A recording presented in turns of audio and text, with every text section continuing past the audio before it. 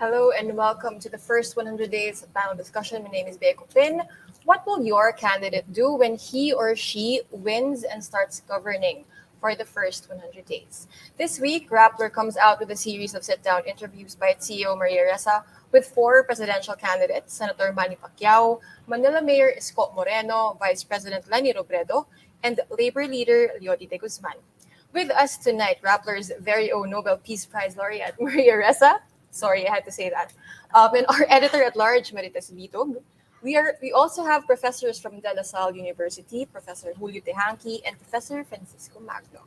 Our reporters covering the presidential candidates on the campaign trail will also be joining us in a little bit. Let's start, ladies and gentlemen. Siguro, who were the candidates based on how they projected themselves in the interview? Who wants to start? Kiko. Yeah, let's start with Senator Manny Pacquiao.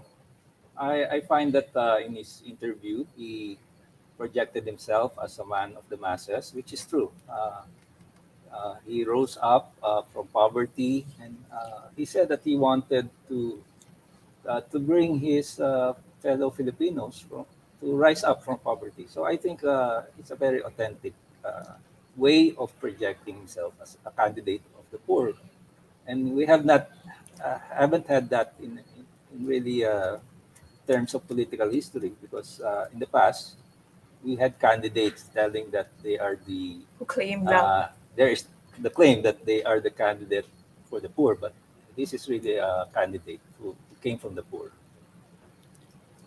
Well, one thing about Senator Manny Pacquiao and his candidacy, I think, given his performance even in the debates, I think he has shown his discipline as an athlete. Indeed, because he is the iconic world boxing legend that he is, and he has demonstrated the same discipline in trying to understand the key issues. And, we can really feel the champion's heart, the way he speaks and the way he tries to empathize with the plight of the poor. So I agree with Kiko here in saying that among the candidates that we've seen throughout Philippine political history, perhaps Manny, together with Isko Moreno, we have had populist politicians.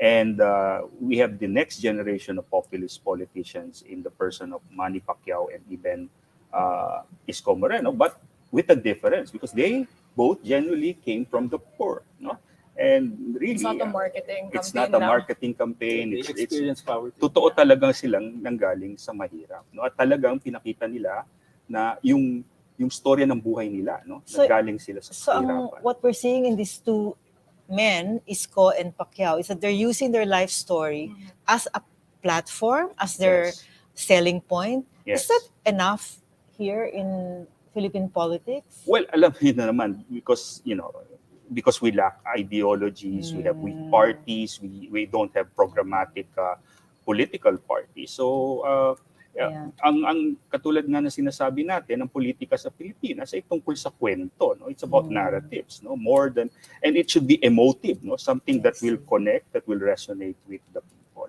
So yun ang lamang ni Manny at lamang din ni Isko, na talagang ang buhay nila ay talagang nakaka-relate ng may hirap. Ang pagkakaiba lang, perhaps siguro, dahil nga sa lehislatura nababad si Manny from Congress to the Senate, mas may proof of concept kasi itong si Isko Moreno, dahil naging vice mayor siya at mayor.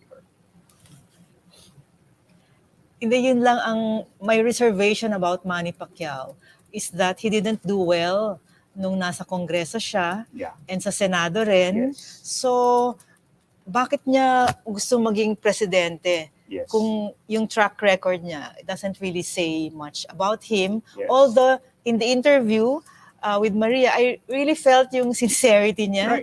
Right. Yeah, but kulang kasi sa Yeah. akin as a voter. Yeah. Well, pwede mo nga sabihin na nag-aral siya, no? At Yun, nag-aral siya talaga, halatang no? nag-aral siya. Pinag-aralan niya, nagsipag siya, at hindi siya absent, no? Correct. Hindi katulad ng iba, no, na palaging absent. No? So, sumasali siya sa mga debates. oo, at saka hindi siya natatakot, no? Yun, At yun ang naman ang Oo naman, I will sa give that to kanya. Manny Pacquiao. Kaya lang, mukhang yung na-enrollan niya hanggang basic, no? So, ang tanong natin yung bang sinasabi niya, believe naman ako dahil alam niya ang Gini coefficient, di ba? Measure of inequality. At alam niya yung 4 components ng GDP, no? Pero sapat ba ito, no? Para talagang sabihin mo na kaya mong harapin ang suliranin ng ekonomiya ng bansa. And in fairness to Manny Pacquiao, he has a platform. Yes. Healthy nation. Oo. Oh. Buti nga nabawasan na dahil yan dati 22 rounds yan, no? Parang heavyweight Kaya hindi boxing. siya earlier na forums, di ba? Kulang yung oras niya kasi ang dami nga ng 22 yan. points. Buti nga na nikli na, naging health Pero na. gusto kong duktungan yung sinabi ni Marites, no? At sinagot naman ni July na basic introduction, no? So, naibigay na ni Senator Pacquiao yun. So, ang next step, yung mas concrete. Yeah. So, mas dapat mag-advance, no? He identified social inequality, which I think is right on point. Right. And citing the Gini coefficient as a measure of social inequality. Right. But his answer really is about raising revenues. Non-tax revenues. But I don't think he was able to really elaborate that. No? Perhaps Maria, because I got that from the interview. No, actually, we were just when we were talking about what we were going to do with this series. I think there's what they said and there's how they were. Like you notice in this series, it wasn't a gotcha moment. Yeah. I wasn't trying to catch them in something wrong. What I wanted to do was to relax them enough so we can see who they are, character. How much they knew, whether it was basic or not, that I figured would come out. But I was like, so who is this person, and what kind of decision would they make in a tough spot? I think that was the other part, because the question that was in every single one of them was, what would you do? How would you roll out the military or the police on an EDSA if there's an EDSA 3, right? And then for Manny, he was nervous at the beginning, and then he rolled off. Like you said, he was prepared. So yes, he did all that. But then as he relaxed, he's also solid. He sits very solidly in who he is. And I think you were right that part of it is being an athlete, being prepared. He felt he was prepared. Yeah. He was in the zone. Conditioned. He was in the zone, right? So just like in boxing. Yeah. We're going to be joined by De La Salle University professor and Pulse Asia President Ronald Holmes. Hello, Ronnie. Thank you for joining us. Sakto yung pasok mo kasi we'll be playing a clip from the Manny Pacquiao interview where he talks about surveys. Cue. Sa tingin ko po ay sa survey ang natatanong yung mga ABC class. Pero yung DE class, hindi po kasi mas marami yun eh. Mas marami yung DE class eh. So naniniwala ako na ang mga mahihirap na tao na matagal na naghahanap ng kaginhawaan, matagumpay na pamumuhay, magkaroon ng sariling tahanan, nasa akin, nakasuporta. Ronnie, siguro ikaw muna isalang natin sa sagot na yun ni Senator Pacquiao, no? Kasi parang contradictory siya kasi a lot of people are complaining in fact na bakit walang AV sa mga surveys. But here we have Senator Pacquiao saying kulang daw yung representation ng DNE. Yeah, bago ko sagutin, siguro congratulate ko muna si Maria sa mga interviews. Congratulations, Maria. And thanks to Rappler for the invitation. Oh, tama, parang kakaiba, no? Yung iba sinasabi bakit walang AB. Si Senator Pacquiao ang tinatanong kung bakit walang DNE. Actually, karamihan ng na-interview ay DNE. 90% of the respondents across our surveys are largely from classes DNE. So, hindi totoo na karamihan ay ABC. We're also joined, by the way, by Aika Ray. She's been trailing Senator Manny Pacquiao. Aika, I'm pretty sure you heard us earlier, no? Parang we were talking about how, parang kumbaga condition si Senator Pacquiao para sa, hindi lang para sa interview siguro, pero hindi lang sa specific interview na to, pero sa lahat ng mga interview niya at sa debates. Can you like take us a little bit behind the scenes? Like how has he been preparing? How have you seen siguro his growth as a politician and as a presidential aspirant since he filed his candidacy in October 2021? Yeah. So, Bea, no, nakikita natin si Senator Pacquiao during the interviews, during mga forum at sa mga debate. And kung mapapansin nyo, yung mga unang appearances niya kapag kausap niya yung media, tsaka nung unang debate, it's not very, it's not very good.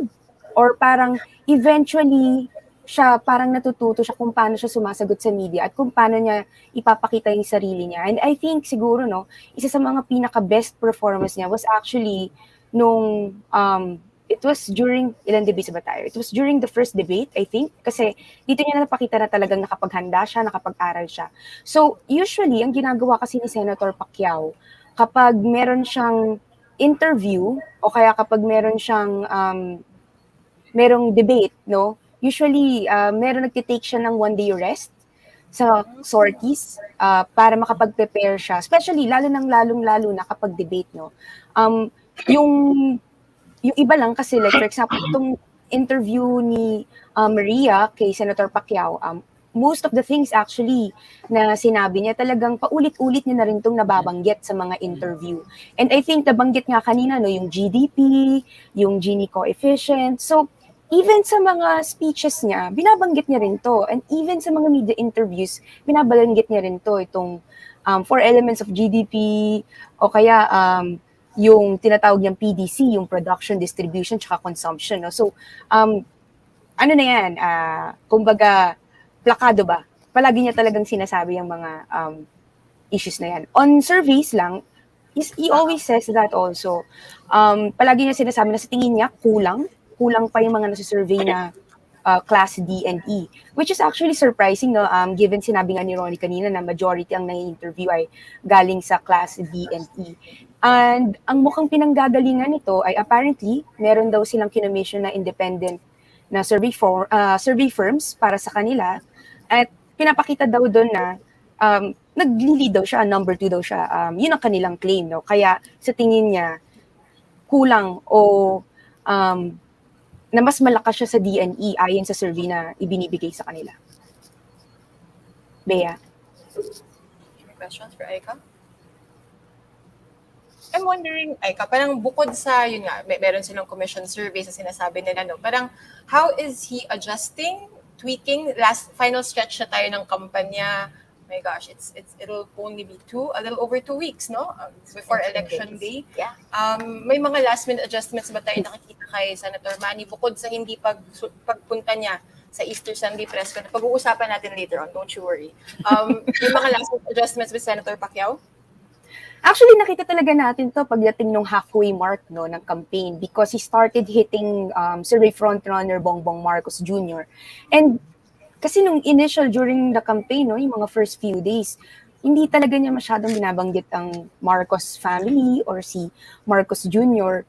But then, pagdating nung kalagitnaan, talagang pansin mo sunod-sunod na talagang pinatatamaan niya si Bongbong Marcos. And minsan, kasi syempre iba rin kapag ang media ang nagtatanong, no, minsan unsolicited talaga na siya talaga yung biglang magbi-bring up na si Bongbong Marcos ganito, ganyan. Si Marcos ganito, ganyan. Yung pamilya ng Marcos family may issue ng korupsyon. So, kita mo na talagang merong shift in strategy, although sinasabi naman nila na hindi daw yung shift sa strategy, no? Pero makita mo talaga yung changes simula sa simula. And according to Pacquiao, kaya daw niya binabanggit kung ano yung mga issue ng pamilyang Marcos ay dahil sa ito na nga, no? Sinasabi niya lang daw kung ano raw yung totoo. At hindi naman daw siya gagawa ng kwento lang. At yun din naman ang kanyang paulit-ulit na sinasabi, no, kung bakit niya pinatatamaan yung pamilyang Marcos. Bea. Talon lang tayo ng konti ng topic. Ronnie, parang nabanggit na rin, itong non-tax revenue na alala ko sa pinaka-una siguro na in the running, matagal na question namin to nila Aika at ng ibang reporters, no? Maybe you can expound on that? Well, kung non-tax revenue, ang hindi lang manggagaling sa tax kasi pinamalaking source ng revenue ng gobyerno ay income tax at saka yung sa customs, no? May mga corporation na kumikita pero hindi naman masyadong kumikita. Ang pinakamalaking non-tax revenue niyan ay yung uutangin mo. So, hindi ko alam kung yun ang ibig sabihin ni Senator Pacquiao. Doon sa pagpapaliwanag niya, parang babawasan niya corruption. O sige, that's about, estimate is 700 billion a year. But that still makes you fall short of about, what, 2 billion? Based on what he stated, that about half is collected as revenue of the current budget. So, mahirap isipin saan kukuhanin yung 2 trillion piso na non-tax revenue. Baka kinakailangan ibenta ang maraming bagay na pagmamayari ng pambansang pamahalaan. I can expound na ba to? O nga, na throwback to rin ako nung mga 3 months, 2 months ago na tinatanong natin to kung ano bang ibig sabihin talaga ng non-tax revenue na pinupush ni Senator Pacquiao. Actually, hindi niya masyado na-explain, no? But during yung interview ni Maria, what's interesting for me is parang nag-hint siya na gusto niya atang i-renationalize yung public utilities. Kasi parang sinasabi niya, tinanong siya, di ba, specifically na, paano? Paano, di ba? Kasi, syempre, majority of income comes from taxes. And then, he said na parang, yung public utilities, marami kasing nabenta dyan. So, parang yun ang kanyang hint, no, na balak niyang i-renationalize itong utilities para magkaroon ng income yung government. And perhaps, he wants to strengthen yung mga revenue streams coming from GOCCs. So, yun talaga yung main na sinasabi niya whenever he's asked, how exactly? Bea. Salamat, Aika. Kung si Senator Pacquiao kailangan mag-rest at relax bago mag-interview, tayo din mga reporters natin mag-relax kasi paano na tayo? Ito na unti-unti, hindi na tayo matulog. Thank you for joining us, Aika. Okay. Next, we'll talk, nabanggit na rin natin earlier, no, yung Easter press conference. Speaking of that press conference, one of the major personalities there was Manila Mayor Isko Moreno. At the time the interview was held, the press con didn't happen yet. So a lot of things have happened since the interview and since the airing even, no? What is your impression of the Manila Mayor from the interview vis-a-vis how he's been communicating or how he's been projecting himself before and even after the interview?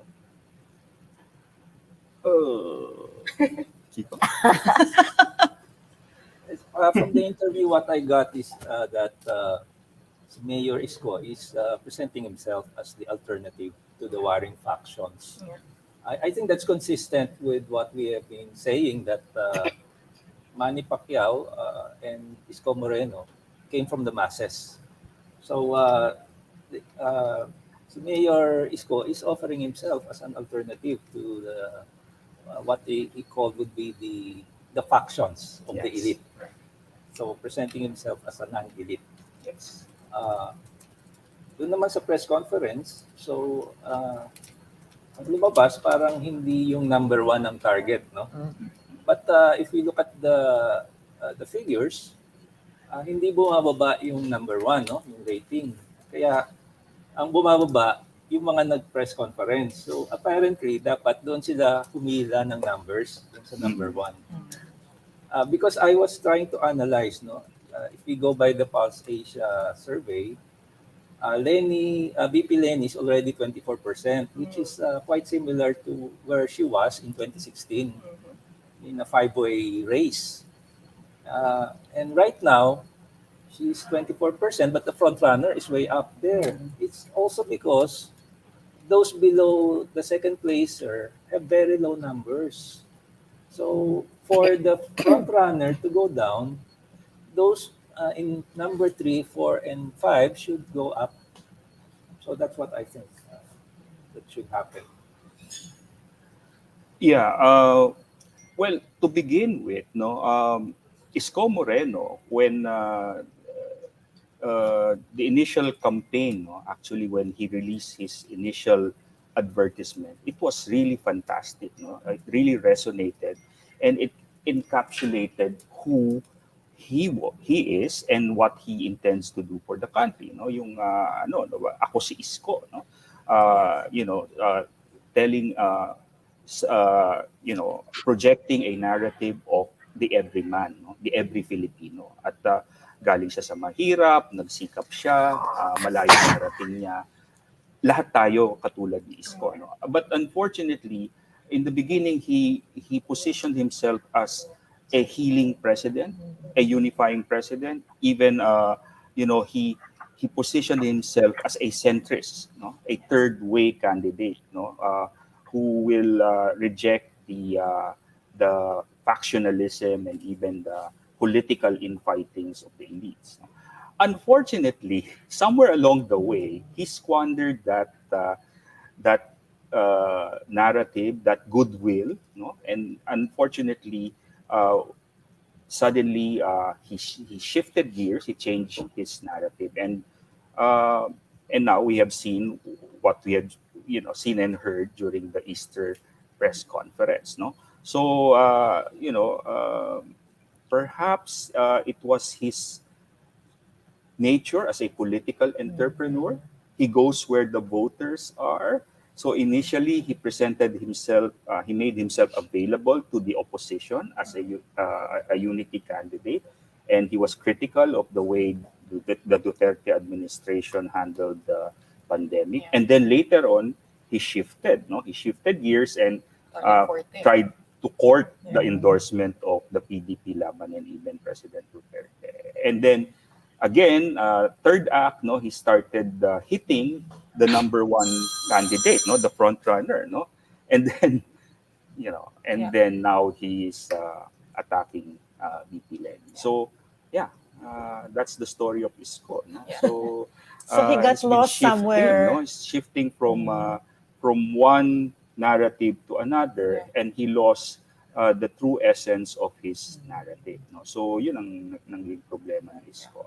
Before we continue, let's hear from Isko himself from the interview. Okay. It's not live. Baka nagulat kayo, akala niyo live pala siya, no? Mhm. So let's hear from the Manila Mayor himself from the interview. If you are president, people will come to you. You give me this, I give you this. Ano yung paninindigan mo dito? Hindi naman kaila na ako'y tumatanaw lagi ng utang na loob. It's an open secret that I value those people who helped me on the way up because I believe in some rules in life. Lalo na ako, Maria, no? I came from nothing, literally.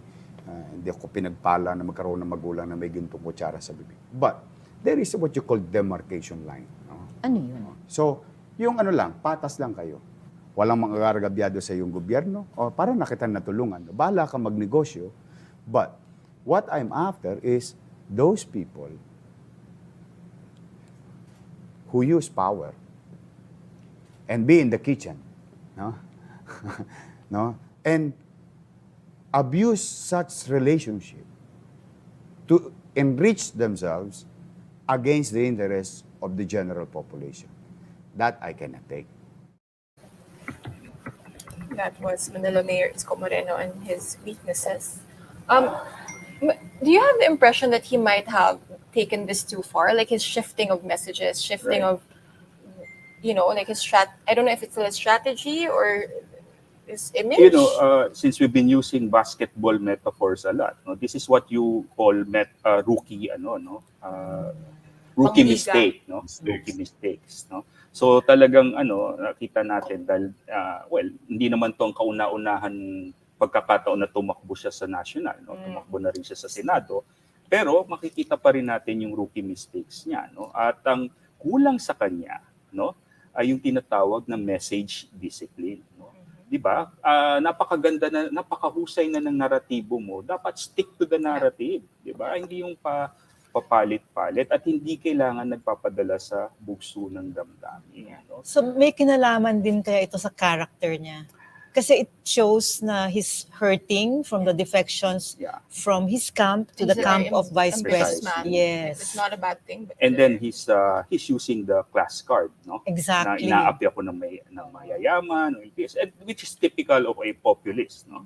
Na yung us against them, no? Narrative na ako ay katulad nyo, no? So yun ang naging problema, no? He accuses the vice president of using the gender card, no? Pero siya, no, ginagamit niya yung class card, no? Yung rich versus poor na narrative, no? So, yun ang malaking problema, no? So, ang nangyari nga nito, no, from an inspiring narrative, no, talagang kabilib-bilib naman yung backstory niya, no, dahil nga sa nangyari nung press con at patuloy pa rin siya dun sa naratibong yun, no, sa pag-atake sa vice president, nagbumuka siyang pikon, no, at alam naman natin sa politika ang pikon na italo. Correct. I just want to point out kasi parang I remember in the earlier discussions with Pia Renata, who unfortunately can't dial in, no?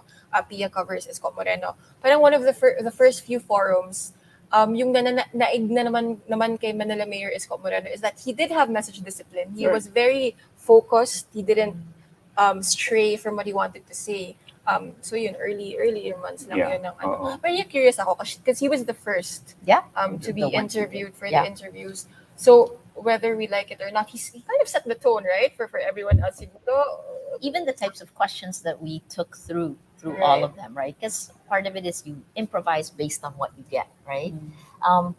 What was interesting is because he is a good speaker, he's articulate, he's performative. Yeah.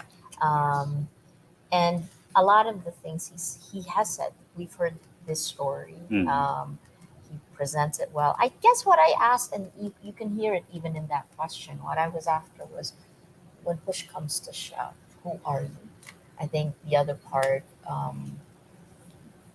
I asked him about Duterte Light. You know, like, is this... Which and it was he interesting. found flattering initially.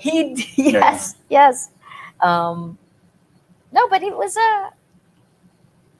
I thought he presented himself well, and it's more, as July laid out, it's more the performance over the campaign period that we look at. Yeah, what I noticed in the interview is he highlighted his performance during the pandemic. Yeah. So what?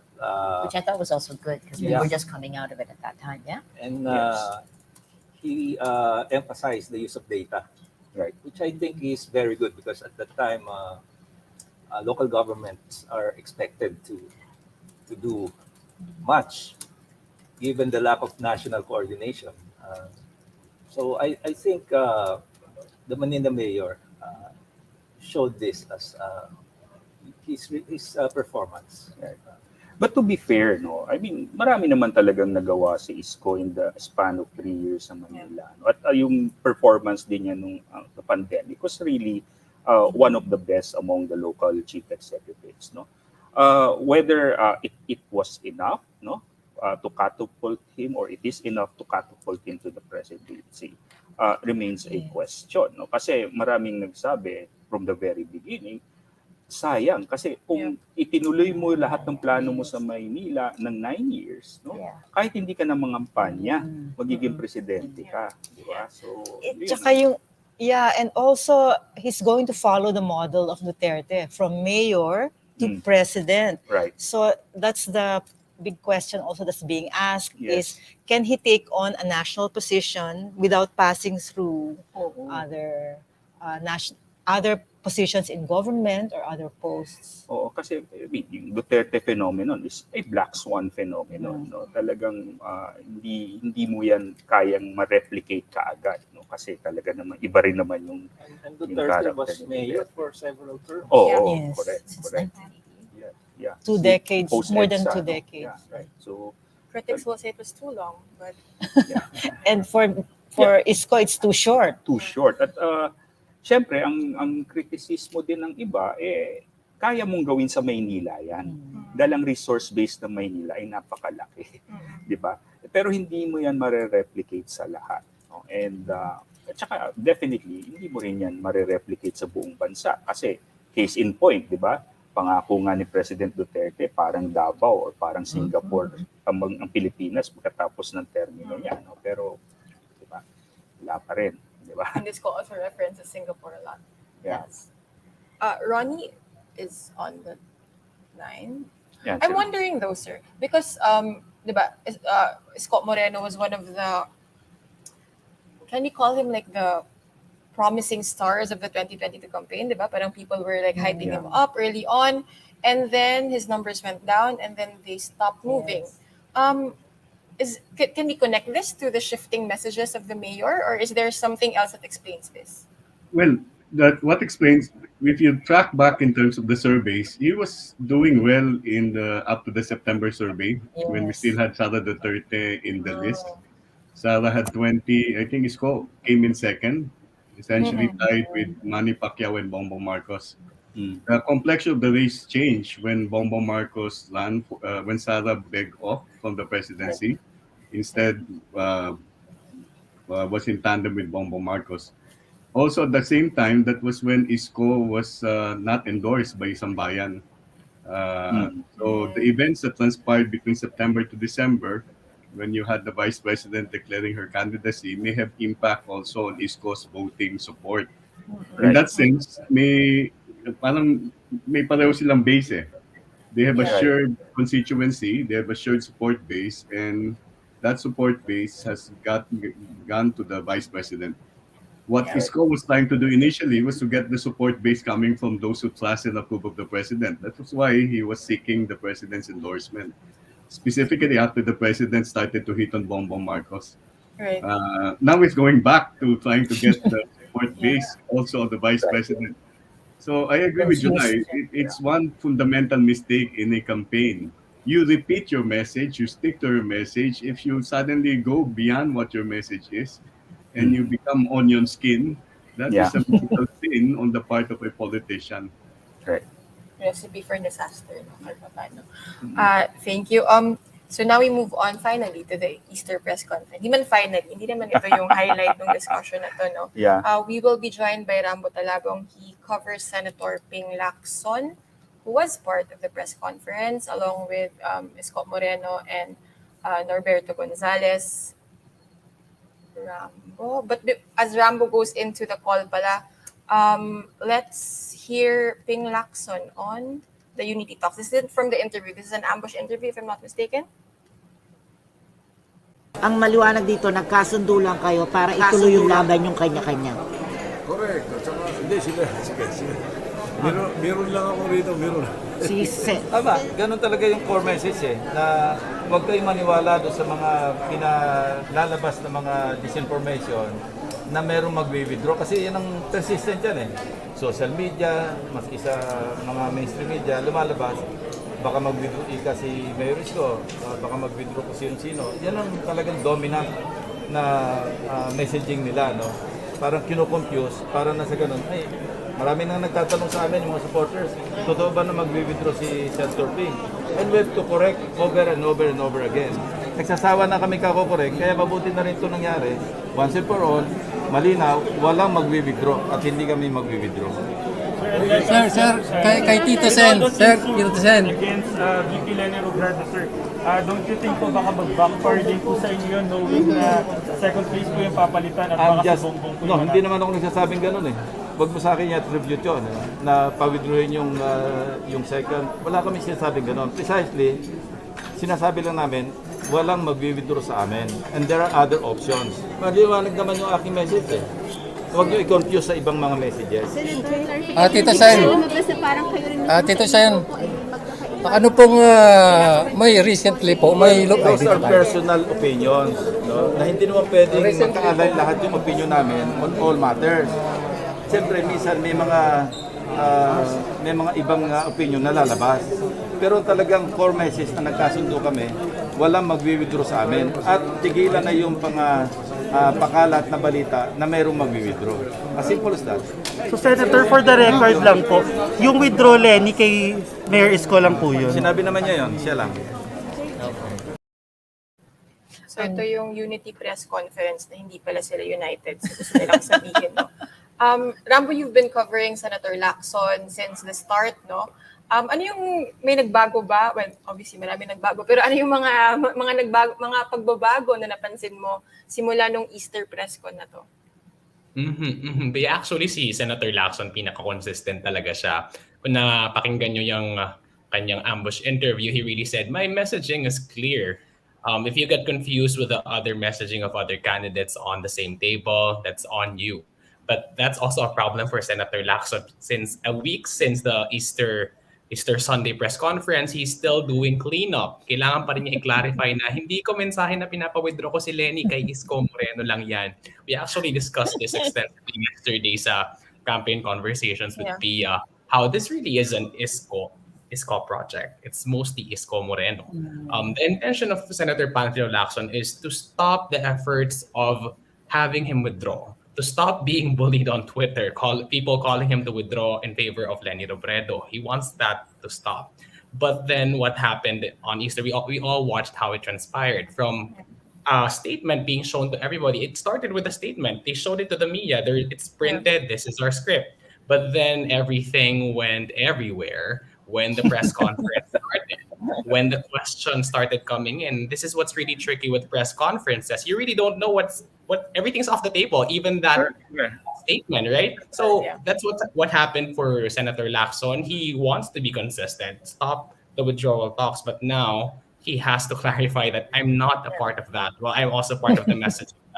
Lacson also gives a certain level of credibility on the allegations of NPA links with Leni Robredo, but that's, we always fact check that there's really no proof, no case filed in court, not anything.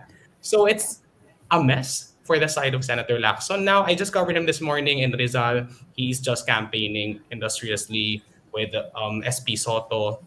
And that was no longer asked of him because he has repeated it again and again. That's an Isko messaging. That's not mine.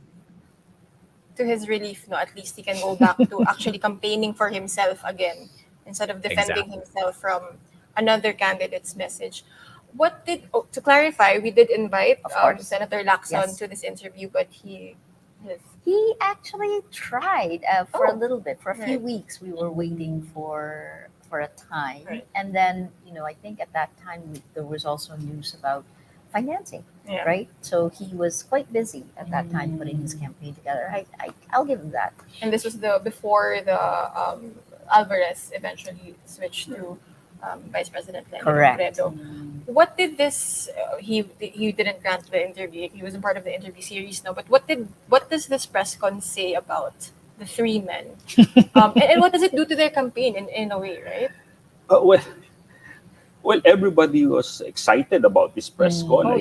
Everybody thought this would be the game changer, no? But it turned out to be such a non-event. No, it was all sound and fury, signifying nothing. No, so and then they can't even agree.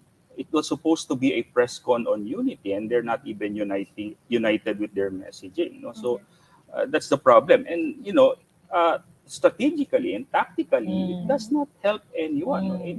Perhaps. The candidate who would most benefit from such, a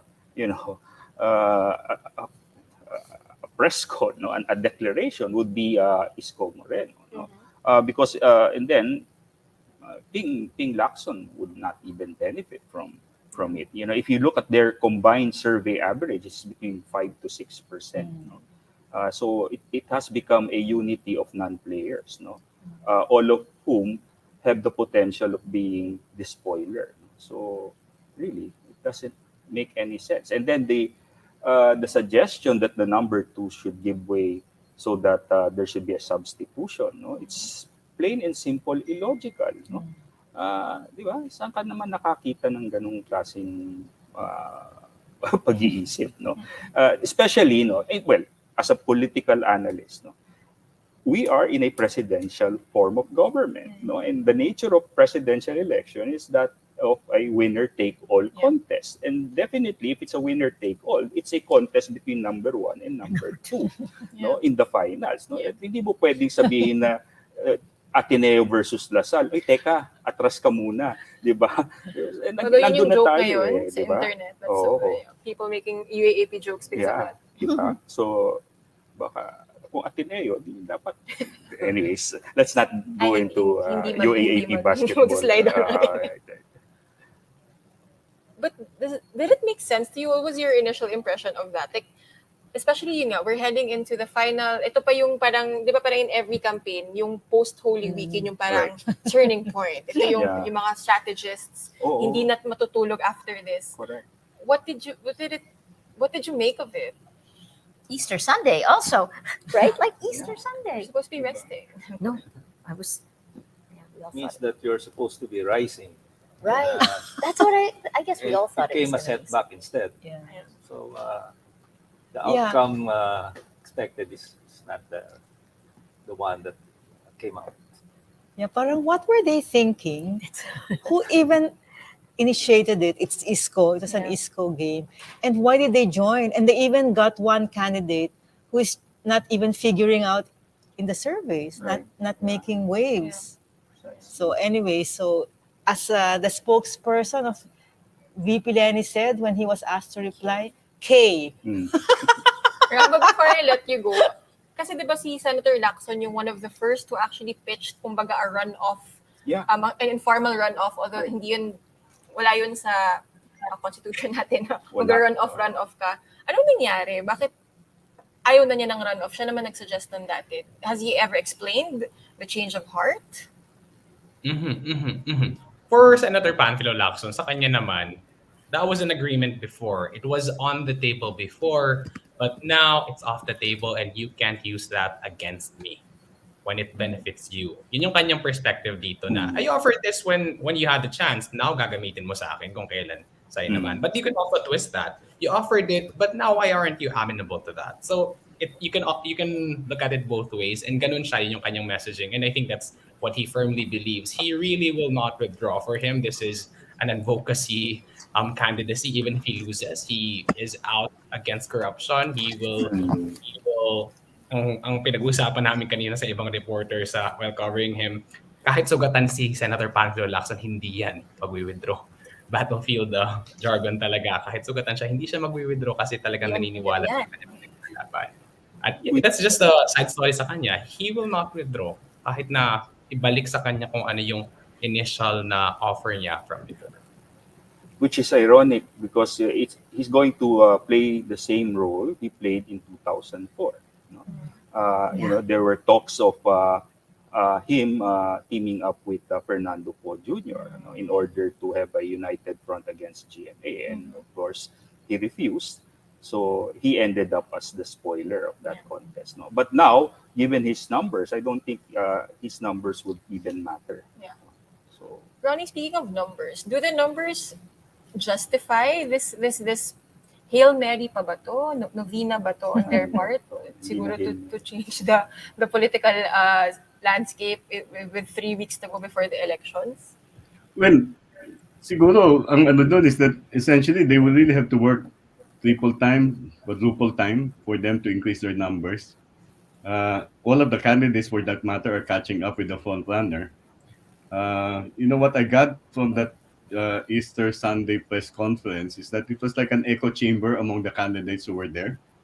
They basically were discussing separately among themselves their sentiments about what was happening. Yun yung narrative ni Bert Gonzales, di ba? Nakausap niya itong si Isko. At eventually they agreed maybe we should come together, but they did not in any way define what exactly they would say, especially in the open forum. They had the statement, but they went beyond the statement. So I think ang malady nun really is that they listen only to their own voices, with the voices of their supporters, forgetting that you are running in this race as an individual candidate, and you don't need the support of other candidates to tell everyone that you are not withdrawing. That's why I do not find any rationale for that particular Easter Sunday press conference. Yeah. Sabi nga nila, di ba, in life and in politics, wag maniwala sa sariling PR. Rambo, thank you for joining us. Again, Rambo Talabong, he covers Senator Ping Lacson. Next, we'll be talking about Vice President Leni Robredo, and we will be joined by Mara Cepeda, who covers the Vice President. But before we talk to Mara, the Vice President is number 2 in the race, medyo distant number 2 based on opinion polling, but they're hoping that in her own words, passionate volunteers will drive her from from her tagline in 2016, 15% to president. Let's hear a snippet from Vice President Robredo's interview. My last question is, you've lit a spark. So it's reminded the nation in many ways, you know, of a time of beliefs that weren't rewarded. I mean, so how do you keep this going? Ako kasi, unang-una, I don't want to get the credit for it. Ako tingin ko naging symbol lang ako. Pero parang that time was right. Parang it was a long journey going to this point. Pero I think with the pandemic, with how we were during the pandemic, parang the dots connect. So yung filing ko, I think naging symbol lang ako for people to converge. Pero it could have been anyone else. Yun yung tingin ko. Na yung tao handa na siya. Yung tao parang matagal na siyang nagkimkim. Kasi you see the energy. Parang it's not the ordinary kind of energy that you see in many of the exercises we did in the past. Pero it's the kind of energy that was like 1986. Yung people are just raring to they're just raring to be part of the change that is happening. Maria, I wonder, okay, because Mara is with us, but I've subbed for Mara twice in the campaign, no? And I just remember seeing the crowd for the first time and thinking, I never imagined this happening under Duterte because of how popular Duterte is, right? To see such a huge crowd openly declaring that they're choosing someone who is against Duterte or Right. polar opposite of Duterte. Do you agree with Robredo when she said she's merely a symbol? I think she's extremely. I even actually said falsely modest. But she wasn't false, right? This is her instinct. Her instinct is to downplay herself. I mean, in many ways, this is a woman who was married to Jesse Robredo, supported Jesse Robredo, right? I mean, the comparisons in 1986 are just interesting. Marcos widow, and then the second part, I think what we're living through, what she has sparked, I actually think may even go beyond people power, because we were discussing this here in Rappler. 1986 was Metro Manila largely. This is a nationwide, Yes.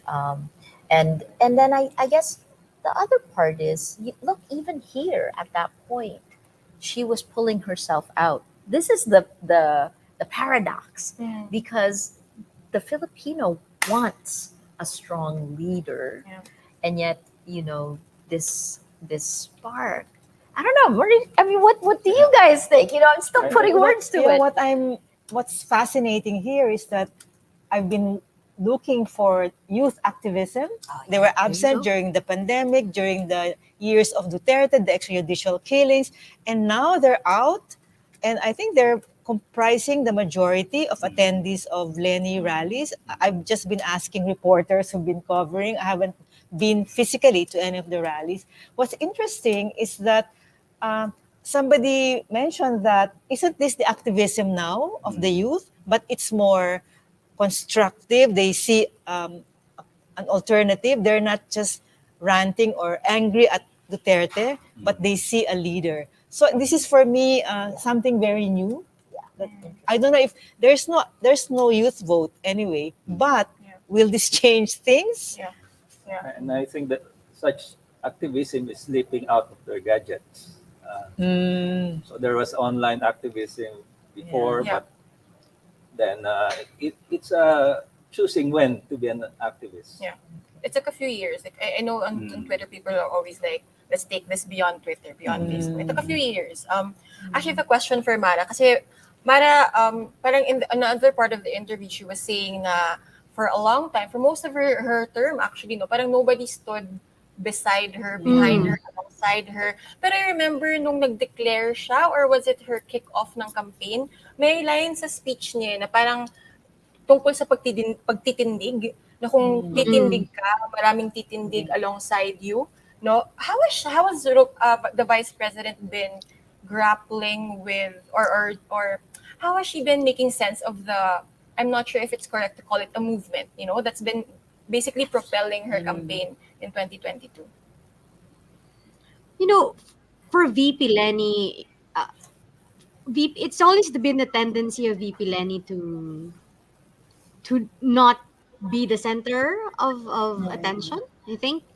And para kasi sa kanya, yung pag-respond niya sa call na tumakbo ay hindi galing sa sarili niyang ambisyon. You know, I've written in the past that if she will lose this presidential race, it's because she's not trapo. She did not prepare ahead of time. She did not set up the machinery much like her other rivals have been doing. And she wanted Filipinos to organically seek that change. And if it's going to be her, then so be it. But kung pwedeng hindi siya, sana hindi na lang siya. And I think that's something that her male rivals do not understand.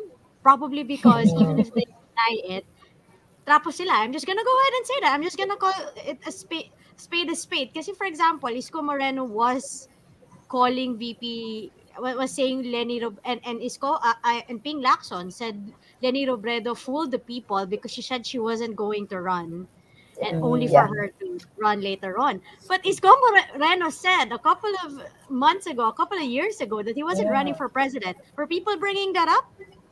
And I think part of the struggle of VP Leni as a candidate is that a lot of the attacks against her are gendered, and her male rivals will never admit to that because that's part of the things that women have to struggle with, especially when you are a female leader. And I did say when I was watching that Easter Sunday press conference that if Leni Robredo were female, were a male or a man, would her rivals go to that extent of holding a press conference? Kasi parang tingin ko na emasculate sila that people were asking them to um, give way to a woman who's number two at that, di ba? Pero parang sobrang offended sila. And I think that really speaks more about not the character of VP Lenny, but their character about having to be confronted with such a strong female figure that is actually doing better than them in the polls. Though, of course, not enough because the front runner is still so far away. Yeah. Yung nakakatawa siguro sa press con ngayon na yun, di ba? Parang at one point, they would remind people that this is not about the vice president. And then literally, seconds later, mag-withdraw na siya. So parang ako, And in terms of optics talaga, I mean, it was horrible to see a table of men attacking a lady, right? It's so horrible. It sounded so horrible. The optics was horrible. And, some people are saying that it's the political equivalent of gaslighting. So it's a perfect case of political gaslighting. So I don't know what they were thinking and how. I mean, but this phenomenon behind VP Leni is indeed reminiscent of the 1986 snap presidential election. And even the protagonist, even the narrative is really similar. So that's the reason why. Kasi ang sinasabi ng iba, sila dapat ang piliin, like Isko. He's banking on the fact that he is the consistent second choice. And he wants to be more or less a bridge between the opposition and administration. Now, that narrative would have worked had Sara Duterte continued with her candidacy. Kasi ang tanong dyan, sino ba ang talagang magko-continue nung nasimulan na ni President Duterte? But the moment Sara withdrew at lumipat yung support niya kay Bongbong and Bongbong's numbers skyrocketed, nagbago ang naratibo. Ang tanong ngayon, pababalikin ba natin ang mga Marcos sa Malacanang o hindi? So dahil nagbago yung kwento, syempre may mga nagsasabing hindi. At ang nag-galvanize nung ganung sentiment ay of course yung candidacy ni Vice President Leni. So in effect, palagi ko sinasabi, with the rise of Bongbong Marcos, are we seeing the twilight of the EDSA narrative? And if the EDSA narrative is challenged, then perhaps Vice President Leni Robredo has become the avatar.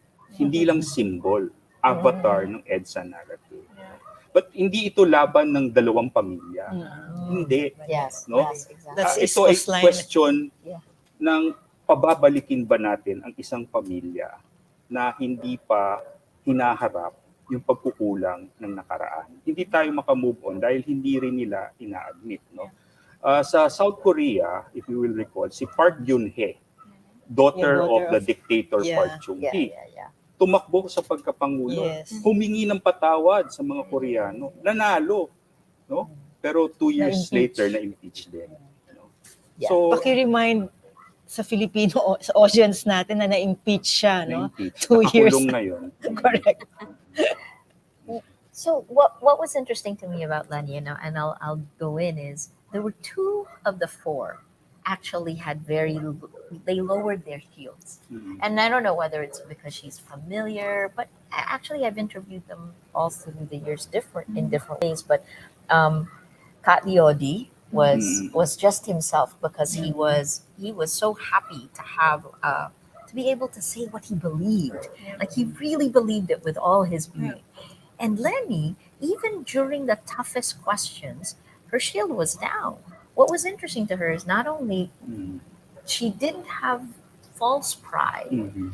She was surprised by it. She did it reluctantly, actually, because I don't cover her. So I was like, so what she really like? Does she really mean this? And what I came out of it, the insight I had from that was like, wow, she really didn't want to run, number 1. She preferred not to run. And 2, she felt alone during the Duterte years. And she didn't say this, but it's almost like when she felt alone, there's also some anger. She would never say this, I think, but it maybe because I empathize. Anger that she was alone. Does that make sense? So what does that mean for the leader? And now but there's all this excitement. She was also very tired when we did this interview because she was just around the clock. Well, Mara would attest to how tiring her And I am 18 hours po talaga. But she really was 18 hours. She was extremely open. So those character-wise, I guess, if this series was all about the character of the people we were talking to, how far do they drop their shields? How well do they know their policies, their plans? So that was an interesting interview. We're looking at you, Mara. Another thing that I was surprised to hear though was how detailed, how to me, it's like she really thought about how the OVP could have been used. Oh my gosh. To further a 2022 run. And she didn't talk about it in generality. She wasn't like, I could have used the OVP. She had actual. So, but she didn't, is what she was saying. But it tells me that they actually thought about it, or someone tried to tell her. Like she was very, she stuck to principles in that. And then one of the things actually she said is, she was also happy. You guys know, like she's happy that she didn't declare, because then she would not have gone. Correct. I think that's the struggle for her own authentic self versus what the politics demands, or coalition building demands, right? I asked about Neri, right? And even Kat Leody was slightly, would Kat Leody have run if they were brought in? I don't know. But if there's one thing, no, yung natural na yung mga kabataan siguro, yung ibang middle class, no, yung ibang mga sektor, no, ay sumusuporta sa kandidatura ni Vice President Leni. Ang nakakapagtaka yung mga veteranong mga politiko, no, katulad ni Joe Salceda, ni Speaker Bebot Alvarez at ni Congressman ng Cavite, no, Barzaga, no, PD Barzaga, no, at karamihan pa sa kanila, no, bigla na lang silang sumusuporta, no. So there must be something, no? Actually, those veterans going, maybe you just pick up. But I also want to just pick up one last thing that Mara said on gender. Because gender disinformation, this is a woman who has been constantly attacked, bombarded, pulverized on social media. And yet she came back. She came and lowered her shields. That's pretty strong. I compare her to the 2 women who I talked to who were so barraged on social media. Leni, Lila in the Philippines, but Hillary Clinton was also, I had asked both of them. What was interesting is how they survive it. They just look past it. they don't want to give it any credence. But she admitted where she was wrong. Yes. She was wrong. She should have dealt with it. Yeah. Right. Mhm. Right. Ronnie? I, yeah, I agree with what when I was listening, watching the interview. Basically, the vice president, in hindsight, said that I could have dealt with it earlier. At Yes. least all the disinformation and malinformation. She knew that her approval and trust ratings were declining, and yet she just kept on doing her job, not thinking that this would have an effect.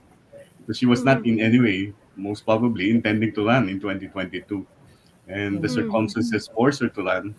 Again, it's in hindsight. It's easier said when you think about what you could have done in the past. But that Mhm. also poses a challenge for the vice president right now, because that means that relative to the other candidates, the level of trust towards the vice president will be lower. She needs to court the support of people who trust the president who did not trust her. And that's a large chunk of the Philippine population. And you must be able to get that support if you are to catch up with the front runner. Mhm. And I think one thing that the Robredo campaign is doing so well right now, and I do have an in-depth piece coming out, if not tonight, then tomorrow. So very timely interview promoting my story as well. Is that because I've been trying to make sense of the past 2 3 weeks on the campaign trail with VP Leni, and I really think that the heightened attacks against her and that really sad Easter press conference um, that targeted her is in a way an unspoken admission of her rivals and the different camps targeting her that she's actually gaining momentum. Because why would you attack and why all this negative campaigning on the number two when she's just number two? Then perhaps they're seeing something that not Right. even the numbers are able to capture in the surveys right now, for example. Um, the fact that a lot of the political butterflies, the politicians who are notorious for jumping ship every elections, are jumping ship to her. That's a good thing if you're talking about gaining more machinery. Because why would they bet on number two? Maybe they are seeing that she actually has a shot of winning this. What's good about VP Lenny is that even if she's gaining the alliances of the likes of Pantaleon Alvarez, for example, or even Joey Salceda, she continues to say that there would be no sacred cows under her presidency, that she would push to pass for an anti-dynasty law, an anti-political turncoatism law, and these guys are jumping ship to her, knowing that if she does win, she's going to do everything in her power to make these things possible. And in the interview, she did say that the people in her campaign that already knows, what are the non-negotiables for her, and that she's Yeah. going to be stubborn in not crossing those lines.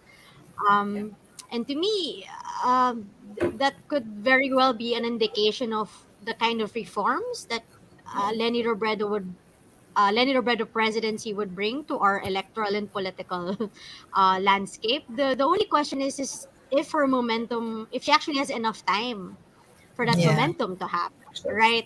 The house to house campaign is, I think, a very good counter attack to the disinformation kasi mas madali mong makukumbinsi yung tao kung kaharap mo siya eh. Nandun yung social cues, makikiusapan mo siya. Merong nag-viral na picture ni Sam Concepcion na nakikipag-shot dun sa mga manong sa isang kanto somewhere. And that's really a good chance to really like get to know them na parang, oh, we're talking about Lenny habang nagsha-shot puno kami ng gin bulag, whatever, I don't know. Um, that's really good. Kasi Yeah. napaka-impersonal nung in a way, yung mga fact-checking efforts ng Rappler online. For example, it can be impersonal kay Aling Bebang, kay Mang Juan sa kanto, sa palengke. Pero kung pupuntahan mo sila, that works. The thing is, the house-to-house campaign kind of started pretty late, and the campaign sort of Yeah. Time. believed the need to do that house to house. Parang nag-launch sila formally April. This should have been done last year pa, or even years before. And so, but a lot of our manangs and rapper have been saying, the presidency destiny yan eh. If it's Leni Robredo's destiny, maybe in the next 3 weeks, a miracle might happen and she could catch up. Pero, di ba, yun yung challenge for all of her supporters. Wait, but I'll say I don't think it takes a miracle, right? If you look at the two front runners, they are dealing with completely new conditions, right? And they've done it in two different ways that are consistent with their characters. Marcos has taken his father's words and songs and even what he wore, right? And it has taken disinformation, has taken the new uber weapon that Putin has used, right? This meta narratives.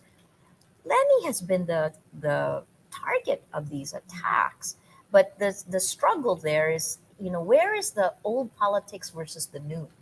And I think her campaign team has had to grapple with her strong beliefs as well, and they've made mistakes. They could have, but who knows? So I don't think it'll take a miracle. I think, and Ronnie, challenge you here. I don't think the statistical surveys will necessarily bear it out. I think we're in this moment where it depends on what the people do. So maybe that is like 1986 in that sense. Yeah, I think the volunteers are mimicking the absence of machinery.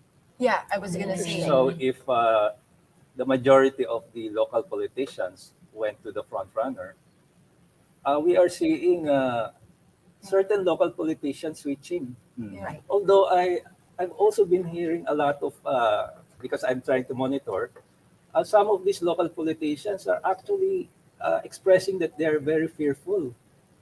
Uh, they are fearful to stand in front of the people because precisely they don't want to be bashed. But why are they doing that? They are running for re-election. Yeah.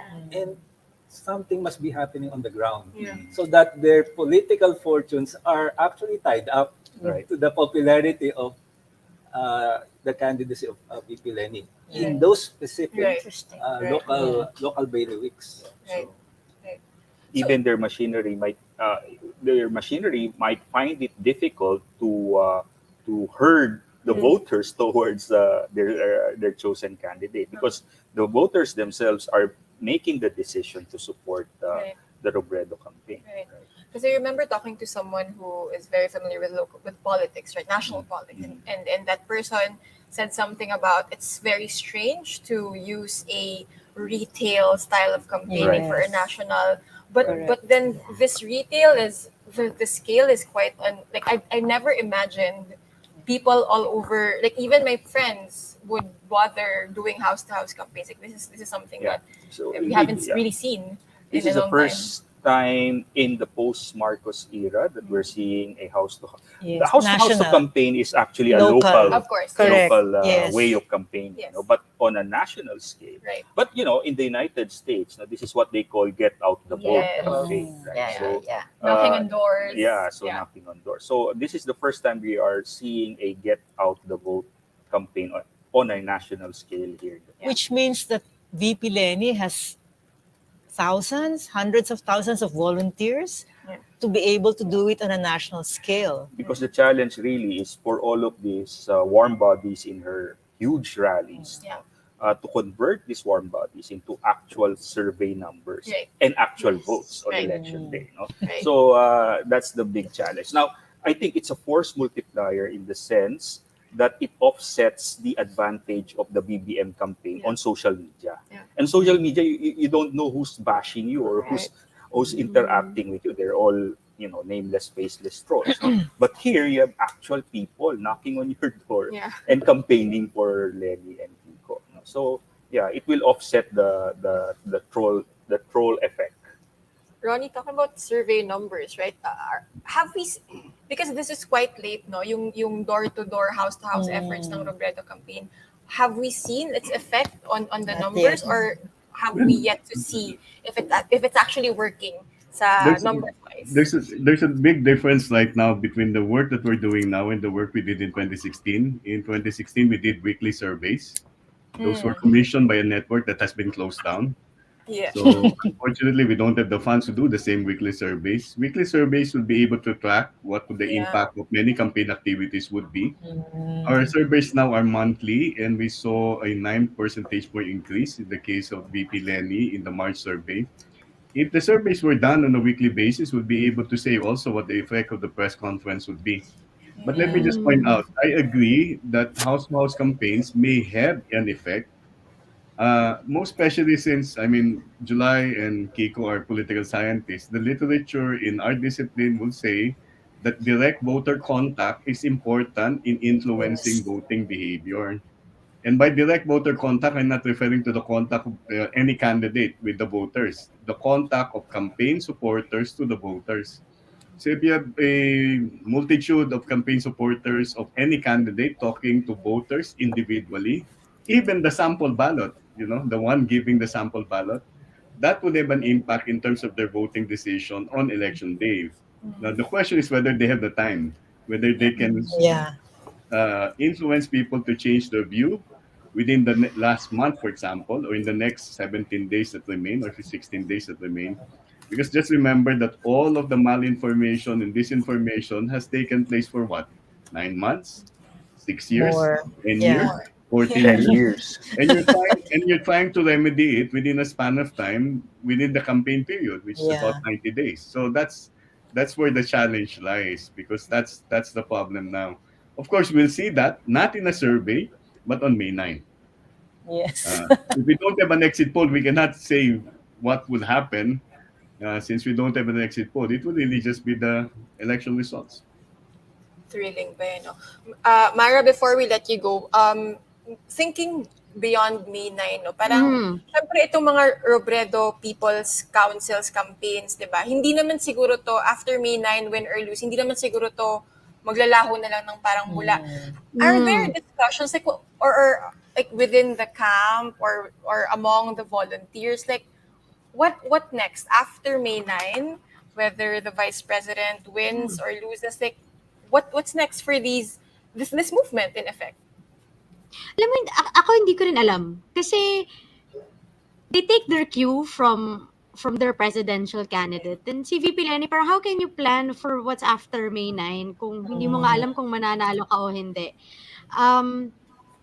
But I feel like the Robredo supporters have invested so much in this that once the elections are over, if VP Leni wins, then they'll probably do something to help bring about the reform she's promising. If she loses, then they're probably going to they are probably going to be very, very receptive of the are going to be very sensitive and observant of the election returns, the election results. Pero hindi ko alam. I really don't know.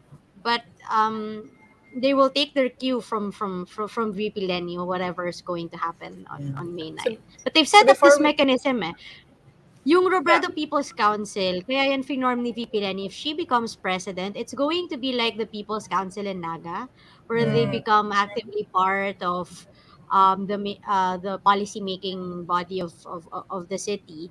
So kung manalo si VP Leni, itong mga Robredo People's Council she has set up across provinces, it's going to be an avenue for people to actually be part of lawmaking in the country, which is very good kasi yung mga tao dito sa Robredo People's Council, a lot of them are not politicians. So, minsan nga may kiskisan paano yung pag-approach sa pag-aayos pag-aayos ng program, sino yung mga Sino paakyatin na mananaig? senatorial candidates. Pero kasi makikita mo doon, hindi lang mga politiko yung nag-ooperate. Doon yung mga concern ng mga ordinaryong tao. So after May 9, if Leni will win, then these RPCs would be tapped to make the government more inclusive. But if she loses, I also don't know, but I feel like they would find meaning for in their work somewhere somehow. What do you guys think? Because you've referenced the martial law, like, diba, parang the resistance in a way. Where do you see this going? Yeah, if I may follow up that concept of People's Council, it has been legislated in Naga City, plus other cities in the country, including Cagayan de Oro City, Dumaguete City, Quezon City. So you would notice that successful rallies were held in Cagayan de Oro and in Dumaguete City. These are allowed under the local government code to initiate innovative mechanisms for participation. So, therefore, it may go beyond simple voluntarism, like having crowds, but really looking at participatory mechanisms in governance itself, identifying projects, identifying mechanisms on participatory budgeting. After all of the presidential aspirants have been talking about how to fight corruption. And this is, I think, a good way of connecting the people in the fight against corruption. There is a tendency for populist politicians to say that I will master my political will. It's as if the presidential aspirant himself would be the one responsible for stopping corruption. But corruption is a systemic thing. It is what I call, or what we call in public policy, as a wicked problem. Meaning, it is a very complex thing, so that you have to really mobilize the whole government. And I think that is what struck me in the Robredo campaign. There is this, and especially in the interview, VP Leni mentioned that there is really a need to coordinate the different agencies of government. That's the function of the president, to orchestrate, because agencies do their own thing. And beyond that, involve civil society. And I think she mentioned a lot about co-ownership, co-creation. Aside, I think, from Leody, the term participation doesn't occur very much with the other candidates. So I guess that's how we connect people joining the campaign, and the possibility that this can continue. So Well, sorry. Yeah. No, I think I don't know if this is going to be an apt forecast, but if Leni loses, I think there will be a high level of vigilance. Part of the surge of this volunteerism is the vigilance, watching how Marcos Jr. Will govern. So it is going to be a plus factor on the side of, I think, the popular protest movement. Mas ma-highlight yung anti-Marcos issues uli. I mean, it may not happen in the first year kasi do we usually give honeymoon period? So especially if he wins by a majority. Exactly. So there will be a wait and see period as well. Right. Yeah. Well, I was just thinking, we are where we are because of our collective failure to consolidate democracy, right? So democracy is on the retreat, this past few years in this country because of this failure to, to really maximize, the gains of 1986. And perhaps, and I agree with you, Marites, win or lose, whatever is the outcome, perhaps this volunteerism that we are seeing right now being revived, especially among the youth, becomes more structured. Because the reason why it easily dissipates is because it is a volunteers organization. So it's time perhaps to bring them together into the more organized and more structured institutionalized form, and to become really the, as you said, the guardians. They will be the ones who would hold whoever wins the election accountable. And that's one way of institutionalizing people power. Thank you, Mara, for joining us. Alam namin na Thank you. medyo narad ka rin sa pag-cover kay Vice President. 18 hours. I also want to thank Maria for joining us earlier. She had to step out na. So the next presidential candidate, Labor leader Leody de Guzman, stands out from the race because of ideology and also because of the way he communicates and how he's communicated in the interview. Let's start with a clip from Leody. Presidente na po kayo. So ano pong mangyayari in your first 100 days? Maria, ang program namin talaga resolbahin yung kagutuman sa ating bansa, yung malnutrisyon sa ating bansa. Kaya magpo-focus kami ni Walden sa pagpapaunlad ng ating kanayunan. Walden's been working on this for a long time also. So what would you do in the first 100 days? What will you decree? How will you act in the first 100 days? Agad talagang magkaroon ng klaro na i-reorient natin yung sistema ng ating ekonomiya.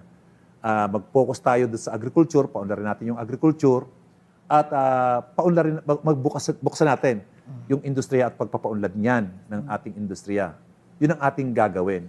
At sa framework yan, sa framework ng labor first policy. Yun ang framework agad. Sila yung ating dapat paglingkuran. We're also joined by Jairo Boledo, who covers Leody de Guzman. But first, he's on the field. Okay. But first, Kiko, siguro, I mean, a lot of the things that Leody says resonates with a lot of people. Pero what will it take for a labor leader to win a national election? Kahit not nga presidency, no? Kahit Senate seat man lang sana. It requires massive party building, and you have to appeal not just to the sector where you are in, considering that it's a national constituency. And therefore, the party has to perform the function of aggregation. So even in terms of the platform, you have to integrate the concerns of the other sectors. So it requires massive party development. But what struck me was that he's the only presidential aspirant, at least in the interviews, where he mentioned the need for political and electoral reform. Yeah. And precisely to curtail or to manage the campaign finance, Yes. big money entering electoral politics. Because that provides an enabling condition for state capture. In a way, those who finance the successful candidates are able to affect how policies and how the public money is used. In a way, they are able to promote their interests with the winning candidate. Jairo, isang tanong lang. Kasi parang siguro naman, Leody is very much aware of his numbers, of his chances in 2022. But where do they see this campaign going beyond? Like siguro looking forward, ahead of, beyond the 2022 presidential election? Alam mo, Bea, hindi naman kasi sila katulad ng ibang politicians na delusional about winning the election. So, lagi sinasabi ni Leody, ang keyword niya lagi sinasabi niya ay at least nasimulan ko. Nasimulan ko yung parang catchphrase na ginagamit niya every time na natatanungin siya kung ano yung contingency ng kanyang mga platforms, paano yung gagawin niya sakaling hindi siya manalo. Sa kanya kasi, this election mattered beyond winning the national post, but rather, it's more of a making a statement na at least nasimulan ng labor leader katulad niya. And at the same time, napahayag niya yung platforms niya. Para sa kanya kasi, mas mahalaga na nailahad niya yung kanyang platforms na anchored sa economic, political, social reforms na mahalaga para doon sa kanyang socialist ideology. So if you're gonna ask him, what are his thoughts up to this day leading to the elections, and then hindi man lang single digit yung number niya sa recent poll surveys, optimistic pa rin siya kahit hindi siya manalo, may nasimula naman daw. Thank you, Jairo, na nasa field pala. Hindi ako na-inform. 18 hours din. Nasa labas ka pala ngayon. 18 hours Again, din. Jairo covers Leody, but also occasionally Vice President Robredo, in case taka kayo kung bakit pink minsan yung mga pinitweet ni Jairo. Salamat, Jairo, for joining us. Thank you. And then finally, hindi siya nagpa-unlock ng interview, hindi din siya nagpa-unlock ng interview sa ibang tao, at hindi din siya sumasali sa debate. Pero bilang front-runner based on opinion polling, no, let's talk about Bongbong Marcos Jr. He leads preference surveys in the 2022 elections, and we will be joined by my Kayuni team partner, because I cover Sara Duterte for Rappler. We are joined by Lian Buwan, who covers Marcos Jr. for Rappler. Hello, Lian. Hello, Bea. Fresh from Cebu. Kailan tayo ulit magkikita sa field? Ay, wag mo akong hamunin. Char. So, Lian, siguro let's start with walang interviews halos. Very, very pili yung interviews ni Bongbong Marcos. Hindi siya sumasama sa debate. Medyo, anong tawag nito? Medyo matinding effort na ini-exert natin for ambush interviews with him. Si Lian ay may kwento pa yan mamaya. And he's the survey frontrunner. What can we expect should Marcos Jr. win as president? What can we expect? Wow, sobrang, parang a big question. Pero just to speak from the perspective of the press and parang at the risk of, parang binibigyan ko naman ng masyadong parang importansya yung press. Pero it is important. So it is very important. We are the fourth estate. And I think speaking from the perspective of the press, pag nanalo si Bongbong Marcos, grabe yung mangyayari sa check and balance. Grabe rin yung mangyayari sa transparency. Yung pag-block sa people's right to know will be grabe, and I think we will see a kind of a society that will parang what we're seeing in Russia, kumbaga. I mean, we've read upon so many literature on how Putin was able to parang set aside independent media para meron siyang, he lives in a bubble in a kind of a democracy where only his propaganda is being parroted by the main media na mas pinapaniwalaan. We're seeing this now. So many people I know personally and people in the field that I encounter only believe SMNI. They only believe what they watch on Facebook based on their algorithm, and some of them have lost complete trust in the media, at medyo alarming yun kasi what kind of society will that be kapag sobrang blurred ang line between fact and fiction, and we're seeing a preview of that now. So that's the forecast should he win after May 9. Does it make sense to you how evasive and how allergic he is, not just to media interviews, but to, I think, scrutiny, and I think it's fair to say, scrutiny in general. The front runner of the series is very much averse to it. Did that surprise you at all, or is it his winning formula? Well, it has become his winning formula, no? And perhaps this was born out of big data analysis, no, and following the algorithm, no. Just stick with one message and be as vague as possible. Make it feel good, no, good vibes, no, and who can go against unity, right? And one of the biggest ironies of this year's election campaign is that the most divisive political brand has appropriated the message of hope and unity and even healing, no. So just keep it simple, keep it vague as much as, and that works with this strategy of less talk, less mistake, no talk, no mistake. So yun kaya yun ang paulit-ulit madidinig natin yung message niya na unity, pagkakaisa, pero pagbigyan mo, tanungin mo kung paano natin magagawa ito, magkakaisa muna tayo. So, paulit-ulit lang. No? So, and it has worked for him, and if you're enjoying between 50 to 60% in the surveys, you can just, make sure that, you appear, you send the message, and then just wait for election day. So, mukhang ganun ang mangyayari. So among the presidential candidates, siya lang naman yung walang written na platform. Yes. So dapat i-Google mo. It's all via YouTube ads, right, Ian? Yeah, no, wala siyang written na you can go and review. So safe siya. He can't be held accountable. Right. Yeah. Correct. So, I agree 100% doon sa sinabi ni Professor T. Hanky, no? Kasi naalala mo nung proclamation rally sa Philippine Arena, parang all of us, the educated ones, what you call the intellectual elites, tawang-tawa tayo na parang bakit puro pagkakaisa sinasabi nito. But since February to now that I've covered how many sorties, talked to so many people, ang galing pala nung unity message. Yung tinawanan natin ng February has captured yung psyche ng Pinoy na pagod na ako sa politika, pagod na ako sa COVID-19, ayoko na nang nag-aaway, gusto ko na lang maging masaya. And he has captured that. And if he grants media interviews, baka ma-shatter pa yun. So yes, it's a winning formula, I believe. In fairness, humbling experience nga to, because I was one of the people who was coughing at the unity message. Pero ano ba yan? Unity, habang yung iba naglalabas na ng plataforma. But then I covered, kasi kami ni Lian nagka-cover ng unity rallies. And then you realize, oh, it resonates. It hits a nerve sa voters. Yeah.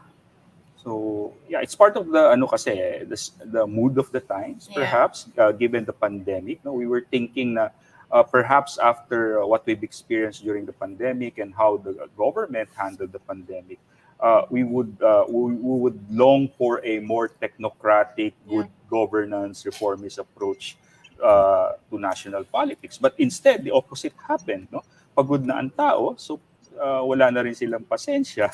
So, anong solusyon? Magkaisa tayo. So,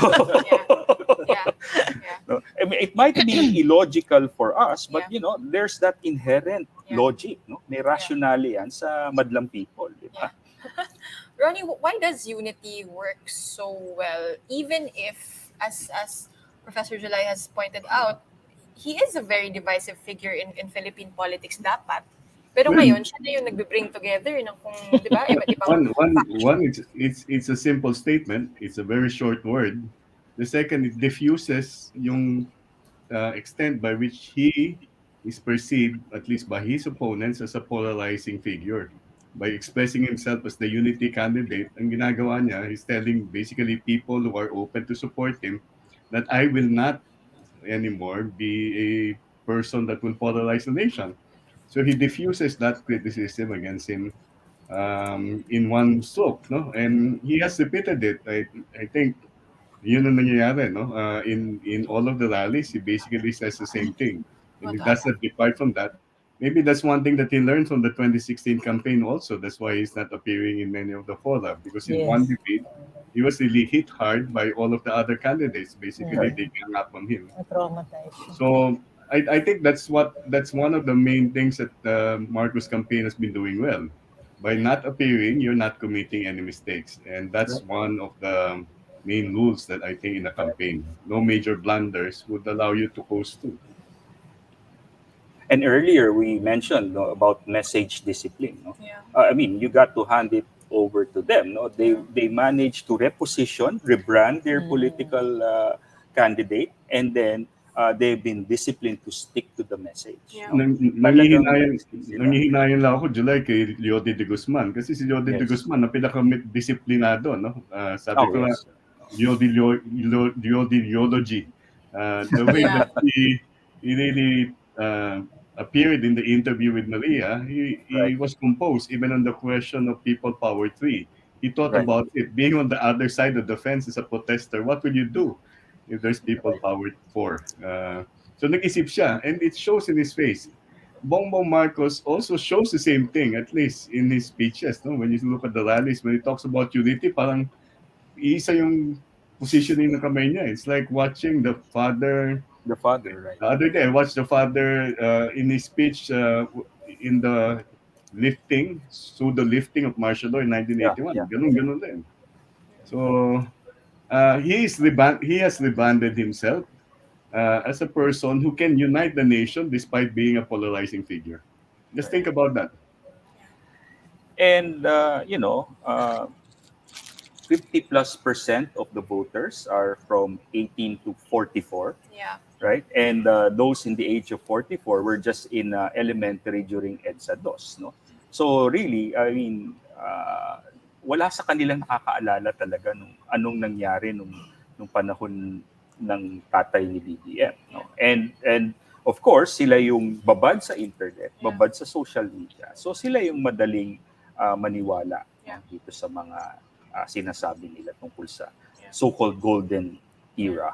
Parang lack of actual memory plus disinformation. So, parang sa akin kasi, no, ang sinasabi ko dyan, yung like panahon namin, nung generation namin ni Ronnie, no, tsaka kami ni Ronnie, no. Nung 80s kasi, kami yung generation that we were so enthralled by everything and anything Japanese, no.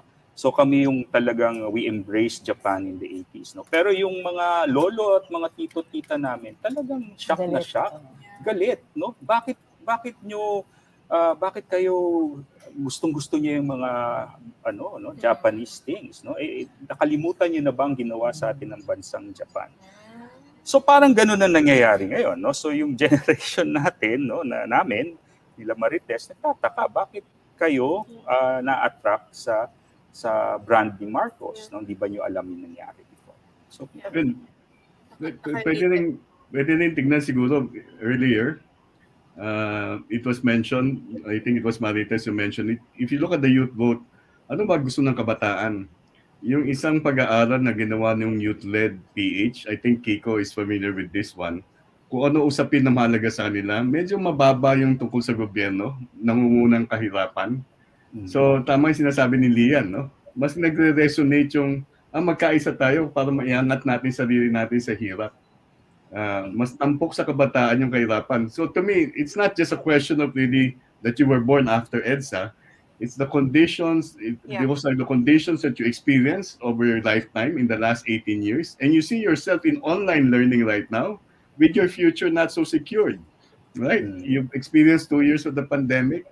And those are the things that come into mind. And when you hear a person really saying and exuding with some charisma, which cannot in any way be explained, that might actually connect more with you than someone who spells out what needs to be done. That's sad insight into our generation. Right. A very marami tayong pinagdaanan. Lalo na kami ni Lia na araw-araw na naririnig namin ang bagong lipunan na bagong version. Salamat Lian for joining us tonight. Again, Lian Buwan covers the Unity Team Tandem, specifically Bongbong Marcos Jr. Ladies and gentlemen, nasa dulo na tayo ng discussion natin. Finally, all the main quote unquote presidential candidates. Again, home stretch last few weeks. Like, is there anything that you are specifically looking forward to, hoping for, or at least keenly observing in the days and weeks leading up to May 9th? Yes, I wish that the candidates will be more specific as we go to the home stretch. Yes. But of course, we will hear them reiterate the basic themes that they have been discussing in their campaign sorties. And certainly, we might expect switching as we go to the home stretch. And of course, we're awaiting the next survey results. That's what keeps the reporters sleepless at night. Yung switching na yan. Parang living nightmare namin yan. Well, time is of the essence. No? We are in the finals again, and this is just a contest between the top two. It's no longer a contest for number 3, number 4, number 5. No? This is the final stretch of the campaign, and we're going to see tougher competition between the top two candidates. No? The challenge for the front runner, Bongbong Marcos, is to maintain his numbers and even just shed enough to be able to cruise his way to Malacanang, on election day, and time is on his side at this point, And if he wins, then we can say with a sad note that history was on his side, right? And the challenge for VP Leni is really how to convert the warm bodies, her people-powered campaign, into actual survey numbers and votes on election day. So as I always say, it ain't over until it's over. No? So this has been one strange election season, Marites. No? And I know even the ending, the end game, would be a surprise for all of us. Yeah, I was about to say that who would have thought that this 2022 presidential election campaign would turn out this way with a number of firsts. First national volunteer-driven campaign, first abonado campaign, first national house-to-house campaign, first na majority yung youth. So, ako nasusurprise ako.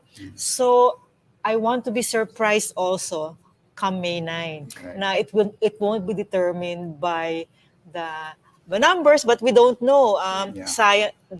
Pulse Asia survey has been scientific and has proven right the past elections. Right. Ronnie is here. So maybe also it's so consequential. This election is so consequential that it has made people personally and emotionally invested. So ang laki ng emotional investment. So, well, anyway, it's still how many days? 17. 17. Okay. A lot, as they say, it's eternity in politics. Okay. Ronnie? Sa akin, basically, it's not a question of who will win. I think from the very start, I think this election, regardless of whether we had the roster of candidates that we thought would run in 2021 or the candidates that we see right now, there are two challenges. One is economic recovery. The second one is to prevent democratic backsliding. And the potential for both depends on the candidate who will win. And to me, that's one thing that we really had to be very discerning about when we make a decision. It's not about Marcos, it's not about Robredo, it's not about de Guzman, it's about whether the country under a new leadership will recover and whether our democracy would be strengthened rather than us leading towards faster autocratization. Those to me are the two challenges. Yeah, a lot on the line, no? Beyond beyond the candidates. I would like to thank our panelists, Maria, who nauna na siya kanina, Marites Vito, Prof. Julay Tihanki, Prof. Kiko Magno, Prof. Ronald Holmes. Thank you for dialing in all the way from Kyoto. And I also like to thank our campaign reporters for joining us tonight. Medyo ngarag-ngarag na yung campaign team ngayon kasi last few weeks na. And this brings to a close this special panel discussion. We're down to the last 17 days before the May 9 polls. Tune in to Rappler's special coverage of the 2022 elections. My name is Bea Cupin. Thank you for watching. Keep it on Rappler. Bye. Good night.